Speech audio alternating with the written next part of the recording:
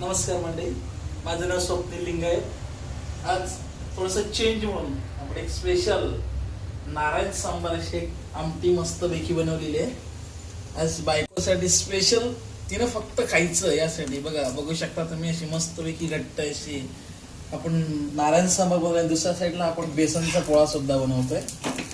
अप्रतिम असा आमच्या संगमेश्वरी गावठी स्टाईल मधला हा पोळा आहे, बेसनचा पोळा. तर तुम्ही अवश्य या. हे बघा, तुम्ही बघू शकता कशा पद्धतीने आपण पोळा बनवला. हा बघा. तर मंडळींनो, नक्की या आणि या नवीन रेसिपीचा आस्वाद घ्या, अशी आपल्या सगळ्यांना कळकळीची विनंती. नंतर बायको सांगेलच त्याची टेस्ट कशी झाली, ही बायको नंतर तुम्हाला सांगेल. हा बघा, पोळा आम्ही कशा पद्धतीने करतो त्याची रेसिपी तुम्हाला सुंदर सांगतो.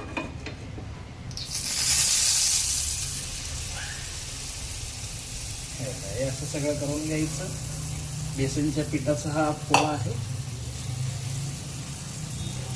असं मस्तपैकी घट्ट पीठ करून घेतलं की बस मस्तपैकी लावायचं आणि याच्यावरती थोड्या वेळासाठी आपण आता झाकण ठेवून घ्यायचं.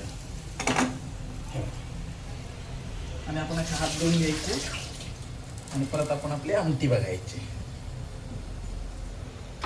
बस, पुन्हा